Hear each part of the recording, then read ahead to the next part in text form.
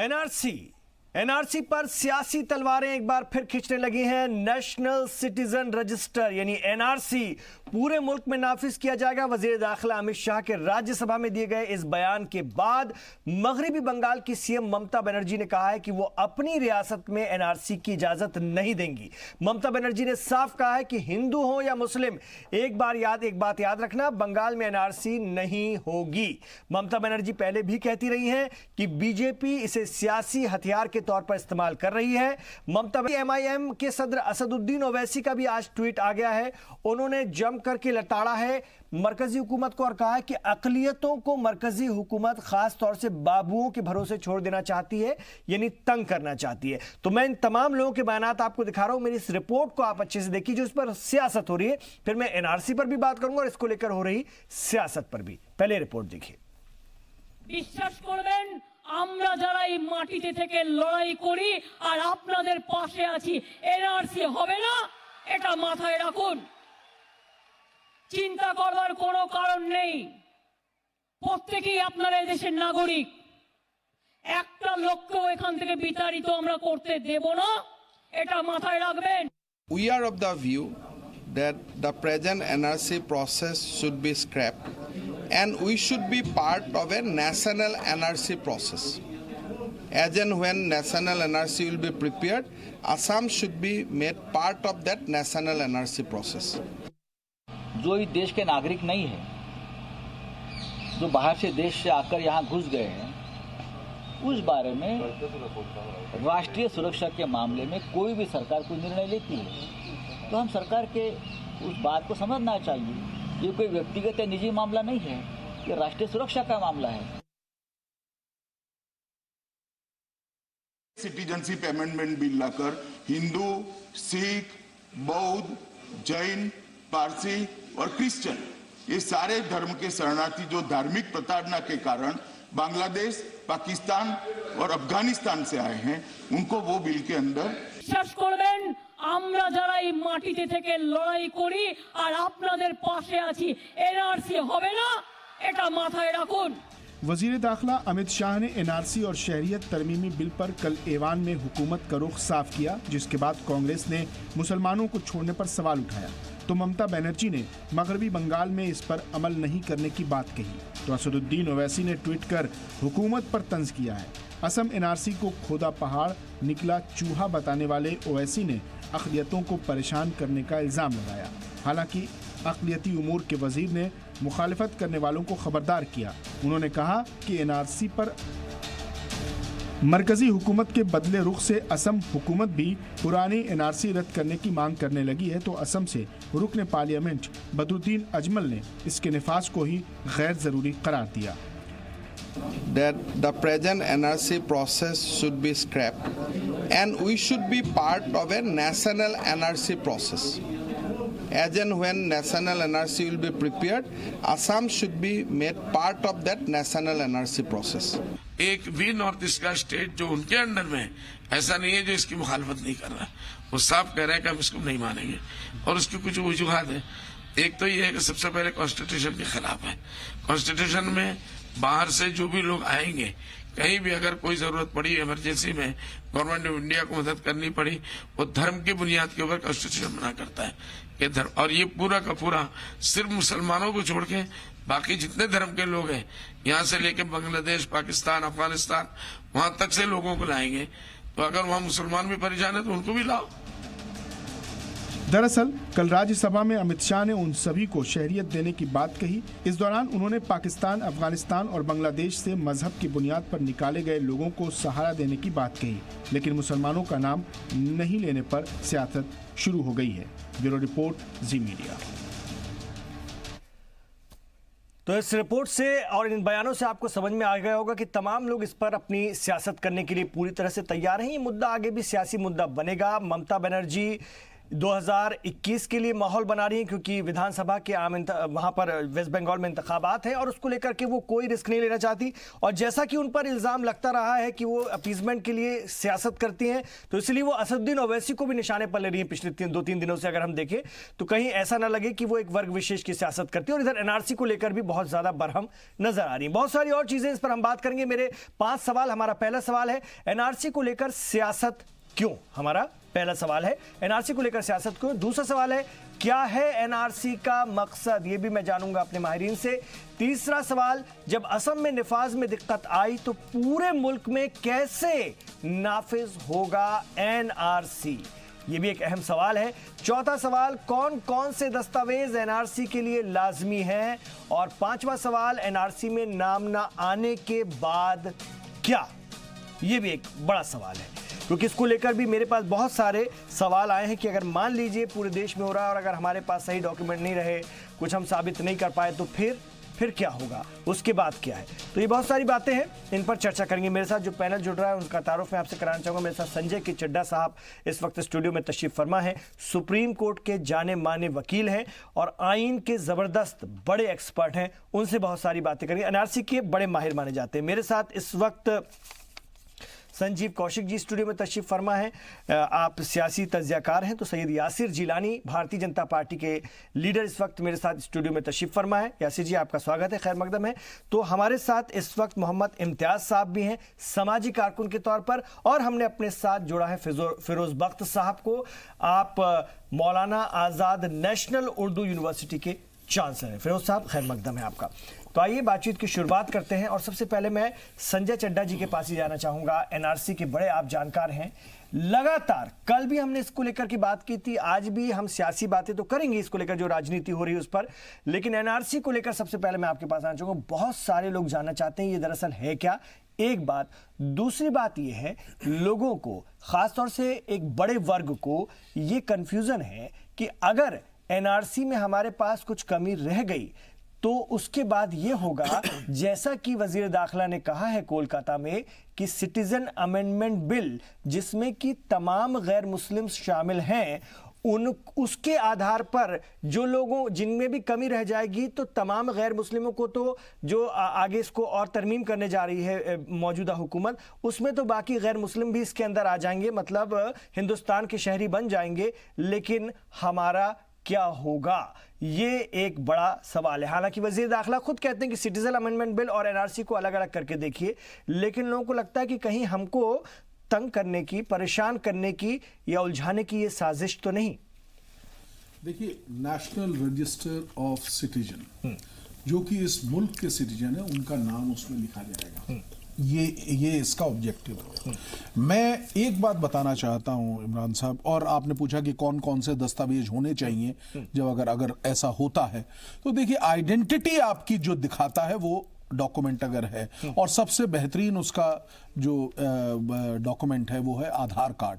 मुझे एनआरसी की मेरी बिल्कुल ये निजी राय है कि जब आपके पास आधार कार्ड का प्रोविजन है, वही अपने आप को एक उस एनआरसी की एक्सटेंशन, एनआरसी उसी की एक एक्सटेंशन हो जानी चाहिए। आपके पास आधार कार्ड है, उससे आप रजिस्टर बना सकते हैं। तकरीबन 95% से ज्यादा पॉपुलेशन इस वक्त आधार कार्ड होल्डर है, उस पे सरकार को जोर करना चाहिए, नंबर एक। नंबर दूसरा, आपने एक और बात कही कि एक बहुत बड़ा तबका है जिसके मन में एक भय का डर है कि पता नहीं क्या हो जाएगा, अब एनआरसी में हमारा नाम नहीं आया तो हमको बाहर फेंक दिया जाएगा।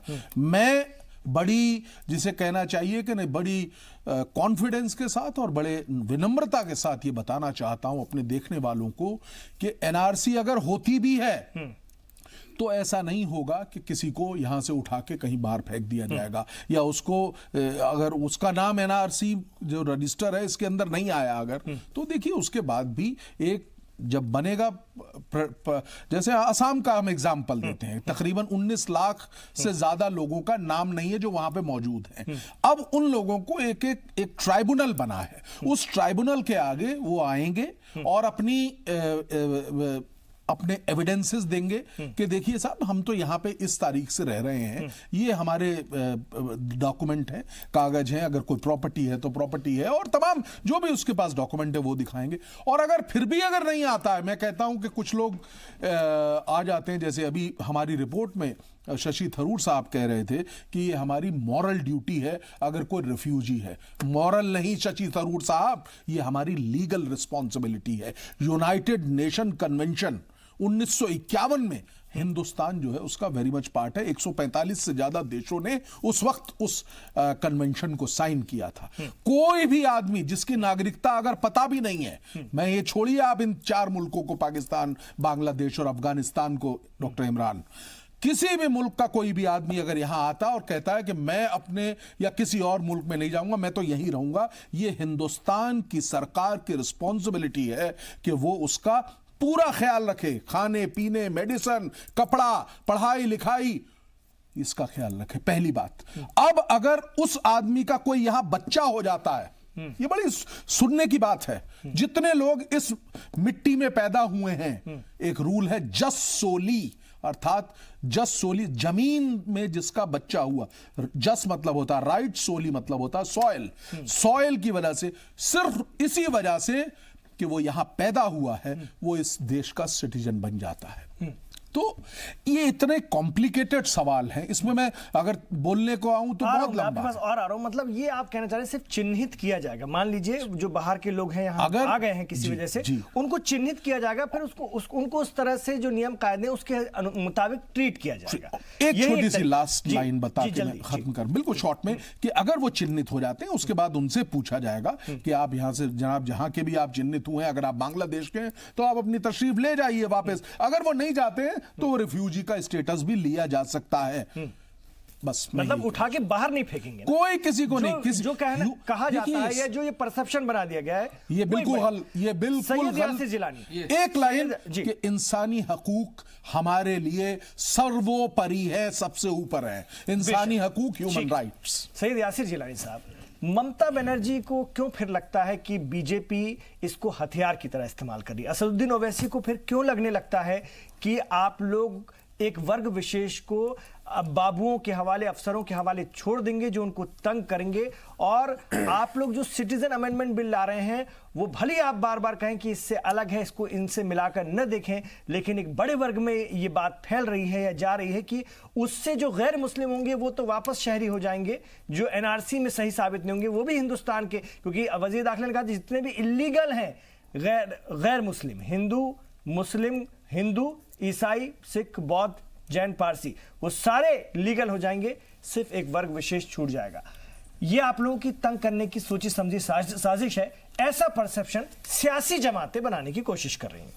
देखिए, हर बार की तरह आपके तीखे सवाल, आपका पैकेज, आपका रिसर्च जो दिखा रहा है, उसके बाद आपके जो सवाल हैं जो हमेशा एक प्रहार करते रहते हैं, वही उसी अंदाज से आज भी आपका सवाल है। लेकिन आपका जो आज का पैकेज है, जिस पैकेज में जो आपने रिसर्च दिखाई है, मेरी डिबेट उसी पे रहेगी। आपने 5 लोगों को दिखाया, आपने वजीर दाखिला जनाब अमित शाह साहब की बाइट को दिखाया है, आपने बदरुद्दीन अजमल को दिखाया, आपने ओवैसी को दिखाया, आपने शशि थरूर को दिखाया, और आपने बंगाल की जो मुख्यमंत्री हैं ममता बनर्जी, उनको दिखाया। मैं आपसे, देखिए, अभी संजय चड्ढा जी क्योंकि लीगल एक्सपर्ट हैं, जानकार हैं और जज्बाती भी हैं, बहुत जज्बात में आके बहुत अच्छी बात कहते हैं।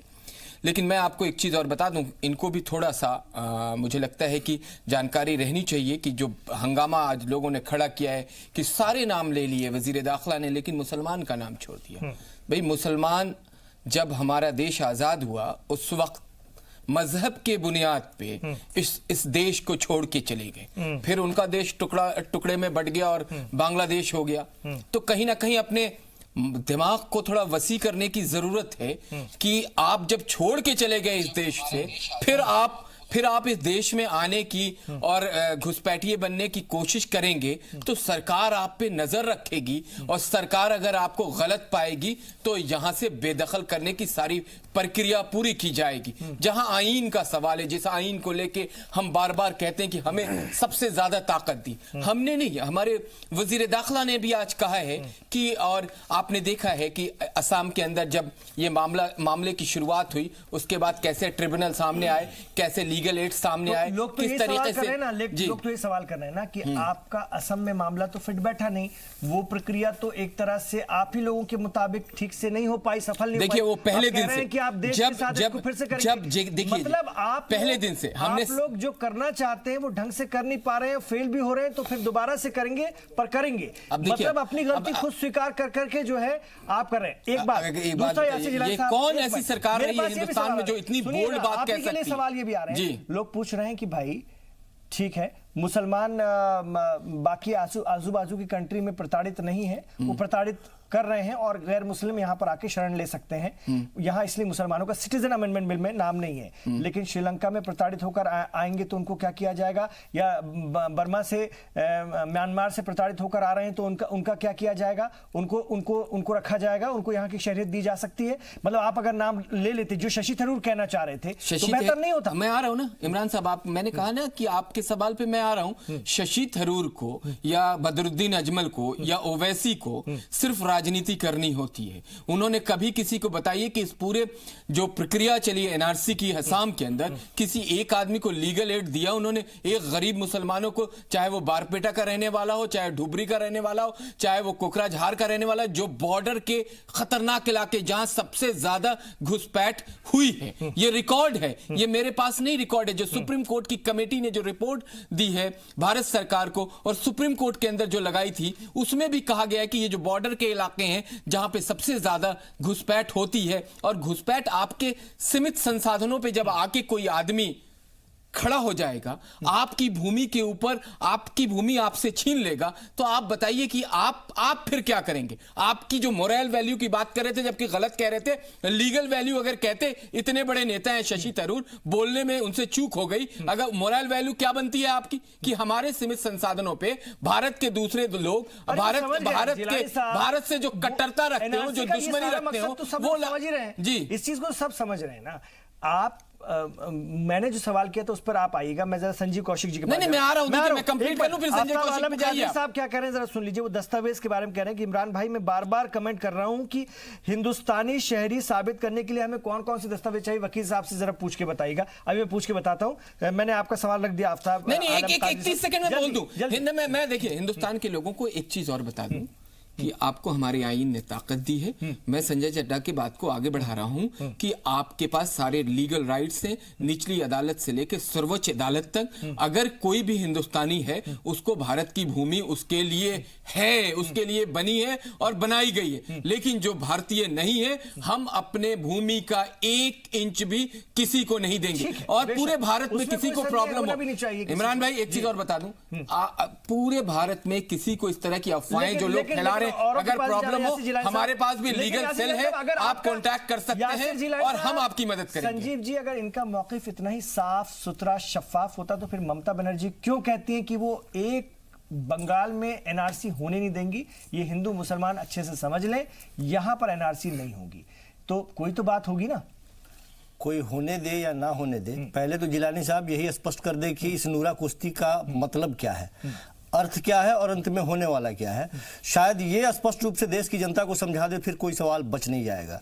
सवाल ये है कि आप एनआरसी असम में करवाएं, पूरे देश में करवाएं, हिंदुस्तान के और कोने में आप कभी सुनते हैं कि हरियाणा में कराने की बात होती है, कभी दिल्ली में कराने की बात होती है।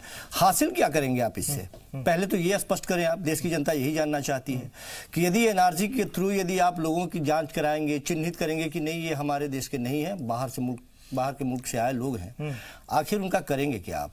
बैठा के खिलाएंगे जब तक वो अपनी पूरी प्रक्रिया पूरा कर लेंगे। मान लिया कि पूरी प्रक्रिया उन्होंने पूरी कर ली, उसके बाद यदि जिस देश से वो आए हैं उस देश वाले ने यदि उनको एक्सेप्ट नहीं किया, ये नहीं कर रहे हैं, हालांकि नहीं, वो पूरे नहीं कर भारत रहे हैं। के 1.25 अरब जनमानस को ये मैसेज दिया जाएगा कौशिक साहब कि जो लोग राजनीति कर रहे हैं, जो तुष्टीकरण की राजनीति कर रहे हैं, उनको आईना दिखाने का सबसे बड़ा काम होगा। राजनीति देखिए, कांग्रेस के पास मुद्दा नहीं, हम तो लाए नहीं, आप ही कह रहे हैं। आज सुबह से आप देख लें जितने भी ऑपोजिशन के लीडर हैं वो एक ही बात को, आदरणीय अमित शाह की बात को या तो ट्विटर के थ्रू या सोशल मीडिया के थ्रू सिर्फ उनके खिलाफ बयानबाजी कर रहे हैं। आप बताइए, हम सिर्फ लोगों के सामने एक बात रख के लोगों को बताएंगे कि ये तुष्टीकरण की राजनीति कर रहे हैं। जवाब जो मेरे पास है वो आप दे नहीं रहे, जो सवाल में पूछे उसका जवाब नहीं आपके पास। एक मिनट कौशिक साहब, क्यों अपोजिशन इतना बरहम हो रहा है? होने देते प्रक्रिया, आप लोग भी तो हासिल क्या करेंगे? हम डर क्यों रहे हैं आपसे? अरे डर क्यों रहे? डर क्यों रहे? हिंदू मुसलमान करेंगे? नहीं, कोई हिंदू मुसलमान नहीं। देखिए, भारत के अंदर हिंदू मुसलमानों की शुरुआत, कौशिक इमरान भाई एक मिनट इन्हें बता दूं, हिंदू मुसलमानों की शुरुआत अगर किसी एक दल ने करी है तो वो कांग्रेस पार्टी है, इन्हें मालूम है। लेकिन क्योंकि इन्हें उनकी बात रखनी है इसलिए ये बात कर रहे हैं। आप बताइए किसने करी? आप बताइए ना, इस आजादी के बाद 1935 में जो मुस्लिम पर्सनल लॉ बना था, 1971 में मुस्लिम पर्सनल लॉ वोट बना दिया गया। कांग्रेस इस तरह कोई जवाब नहीं है आपके पास। अरे जिलानी साहब क्या बात कर रहे हैं? आप मुझे पहले जवाब दीजिए, आपके पास कोई जवाब नहीं है। क्यों आपने मुस्लिम पर्सनल लॉ को एक एनजीओ बना के रख दिया जहां से मुसलमानों की राजनीति मुझे आपका फेडर गिरवाना पड़ेगा, इस तरह से नहीं। जल्दी से कौशिक साहब जवाब दीजिए, ये मुझे बता दीजिए कि क्यों डराने की कोशिश हो रही है? एक प्रक्रिया, एक अमल होने जा रहा है तो उसको ये आसान नहीं है। हम सिर्फ ये कह रहे हैं, विपक्ष इतना बरहम क्यों? विपक्ष की बात छोड़ दीजिए, कौन सी समुदाय की बात कर रहे हैं? स्पष्ट रूप से मैं ज्यादा घुमा के बात नहीं करूंगा, कीमती समय है। विपक्ष की बात नहीं करें। जिस समुदाय को डराने या एक तरह से दहशत पैदा करने की कोशिश करी जा रही है, आप उसे कम से कम विश्वास दिलाइए। आप उसे विश्वास दिलाइए कि आपके साथ नाइंसाफी नहीं होने देंगे। आप विश्वास दिलाइए कि आपके साथ नाइंसाफी नहीं होने देंगे। आप बार बार कह रहे हैं, जब राज्यसभा में वजीर दाखिला खुद कह रहे हैं कि नाइंसाफी किसी के साथ नहीं होगी, हिंदू मुस्लिम का कोई सवाल नहीं है, एनआरसी चार लोगों का नाम देश में होगी, पांचवा कहां चला गया? 4 का नाम रखा उन्होंने। देखिए आप सिटीजन, मेरा सवाल वही तो है ना, दोनों में अंतर है, दोनों में अंतर है। लेकिन आप कहना चाहते हैं आपको कंफ्यूज नहीं करना चाहिए। आप एनआरसी और सिटीजन अमेंडमेंट बिल को कंफ्यूज मत कीजिए, भ्रमित मत कीजिए, भ्रम मत फैलाइए। अरे इसी मैं असम में उन्होंने क्या कहा? खड़ा किया, हिंदुओं का नाम आया तब उन्होंने खड़ा किया। क्या हासिल कर लिया? आप बताना चाहता हूं इम्तियाज साहब, मोहम्मद इम्तियाज साहब, आप एक सामाजिक कार्यकर्ता हैं, सामाजिक कारकुन हैं, आप सीधे लोगों के बीच में, एक वर्ग के बीच में जा रहे हैं, काम कर रहे हैं क्या, और खासतौर से एनआरसी को लेकर काम कर रहे हैं, इसलिए मैंने आज अपने साथ आपको रखा है। ये बताइए उनका क्या कंफ्यूजन है, आप लोग उनको क्या समझा रहे हैं? क्या एक वर्ग विशेष में, एक तबके में डर का, खौफ का माहौल है इसको लेकर के या नहीं है? देखिए बहुत बड़ी सच्चाई है। मैं अभी यासिर भाई की आवाज सुन रहा था, इन्होंने एक लफ्ज कहा कि वो लोग तो तभी चले जब मुल्क आजाद हुआ और मुल्क छोड़ के चले गए। हमारे कहने का मतलब यह है कि मुल्क छोड़ के जाने का लफ्ज जो उन्होंने इस्तेमाल किया, वो लोग जो मुल्क के वफादार नहीं थे, जो मुल्क के गद्दार थे, जो मुल्क छोड़ने की बात किया उन्होंने। सच्चाई है कि इस मुल्क में जो मुसलमान रह रहे हैं, यकीनन उस मुसलमान का ही ये मुल्क है, इससे गुरेज नहीं किया जा सकता कि लोग छोड़ के चले गए। आज जो मुसलमान है उसमें जो दहशत फैलाई जा रही है मुख्तलिफ तरीके से, चाहे वो भारत के गृह मंत्री ये अल्फाज इस्तेमाल कर रहा हो, मुझे आपत्ति है, तो बिल्कुल लैंग्वेज का ध्यान रख के बात करिए। डिबेट में अगर आए हैं तो लैंग्वेज का ध्यान रख के बात करिए। देखिए आप बोलने दीजिए, आप बोलने दीजिए, भारत के ऐसे बात, भारत के गृह, ऐसे बात नहीं, बहुत संजीदा मसला है, बहुत संजीदा मसला है। भारत के गृह मंत्री के अगर उनकी अगर वो संसद में बैठ करके, अगर वो संसद में बैठ करके इस किस्म की बात ही करेंगे तो यकीनन वो बात काबिल कबूल नहीं है। चलिए आप ये बताइए इम्तियाज साहब, मोहम्मद इम्तियाज साहब, डर क्या है, कंफ्यूजन क्या है, आप लोग कैसे दूर कर रहे हैं ये मुझे बताइए। अगर देखिए ये अमल तो होगा, ये अमल तो होगा, सब कुछ से गुजरना होगा, आप लोग इसमें किस तरह से सहयोग कर रहे हैं वो बताइए। देखिए बहुत बड़ी सच्चाई है कि जितने लोग यहाँ रह रहे हैं कमोबेश सबके पास सारे दस्तावेज मौजूद हैं, डर का कोई माहौल नहीं है। अवाम जो डर रही है, डरने की कोई बात नहीं है। असल में उनको स्पेशली डराया जा रहा है। कौन डरा रहा है? हुकूमत, जो मौजूदा हुकूमत है। और वो तो कह रहे हैं कि अपोजिशन डरा रहा है। क्यों अपोजिशन क्यों डराएगा? आप डरा रहे हैं। ममता बनर्जी कह रही है कि होने नहीं दूंगी। ओवैसी अपने ढंग से ट्वीट कर रहे हैं। कुछ तो बाकी लोग अपने ढंग से इस बात को रखने की कोशिश कर रहे हैं। ममता बनर्जी के कहने का मकसद ये है कि नहीं होने देंगे। मकसद उसका क्या है? मकसद सिर्फ ये है कि लोगों को परेशान न करें। ये अभी वकील साहब ने एक बहुत बड़ी बात कही है, बहुत अच्छी बात कही कि आधार कार्ड एक बहुत बड़ा दस्तावेज है आपके पास मौजूद। आधार कार्ड को ही आइडेंटिफाई कर दीजिए। क्या आधार कार्ड वाले दूसरे मुल्क के लोग हैं यहाँ पे रह रहे हैं? आधार कार्ड वाले भी इसी मुल्क के लोग हैं। तो मैं इस बात का यकीन रखता हूं कि अवाम को कोई परेशानी नहीं होगी। हम लोग अवाम के पास जा रहे हैं। जो डर का माहौल है, खौफ का माहौल है, उससे इंशाल्लाह हम लोग उसको दूर करेंगे, उस खौफ से लोगों का ये कहना है मुख्तलिफ कोई कागजात लेके आ रहे हैं, ये कागजात वैलिड है, ये कागजात वैलिड है, ये कागजात वैलिड है। ठीक है, मैं आ रहा हूं आपके पास में। एक वक्फा लेना पड़ेगा फिरोज बख्श साहब, फिर मैं आपके साथ आ रहा हूं, क्योंकि फरीद अहमद साहब ने लिखा है कि हमारे भारत का संविधान बहुत ही सुंदर है, सही है, सबका साथ सबका विकास और सम्मान करता है। अगर कोई भी हिंदुस्तानी तो उसको भारत की भूमि के लिए, उसके लिए बनी हुई है और बनाई गई है, लेकिन जो भारतीय नहीं है हम अपनी भूमि का 1 इंच भी किसी को नहीं देंगे। ये कमेंट आया है फरीद अहमद साहब का। चलिए इस पर मैं बात करता हूं एक छोटे से वक्फे के बाद। यहां से जो कंफ्यूजन है आप तमाम लोगों की वो दूर होनी चाहिए। आप लोगों की जो बार बार राय है कि आप इसके बारे में मजीद जानकारी दीजिए, इसलिए वकील साहब को, आइन के जानकारों को हम बार बार रखेंगे और इसको लेकर के एक एक दस्तावेज के बारे में आपको तफसील से बताएंगे।